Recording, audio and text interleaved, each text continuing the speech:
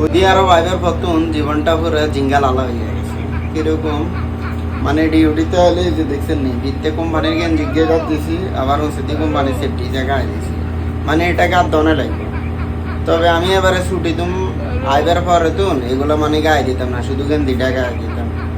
তো আমাকে safety supervisor যাতে আছে হাতে সৌদি আর কি, তো হাতে সবসময় প্লান্টে আইয়ে না। তো এই হাতে 2 দিন আগে হঠাৎ করে প্লান্টে চলে আসে, আয় ওসে আসে আয় দেশ যে আমি সেফটি জায়গা আইছি না। তো আরে কি আর নতুন সেফটি দিছি জায়গা 10 টাকা গেলে তাহলে গাছ দিনে গরম লাগে গেল। তো হাতে গরম লাগলে 200 টাকা কাটে দিই, তাহলে ঠান্ডা লাগবে। তো দিছে আর 200 টাকা কাটে, হালার পুত তালারে অনেক কথা বুঝে টুঝে গেলে হাতে কিন্তু কথা শুনে না। তো দিছে 200 টাকা কাটে, তখন ঠান্ডা লাগে কি আল্লাহ নিজে গায়ে দিয়ে আসি। মানে জীবনটা পুরো তেজপাত হয়ে গেছে।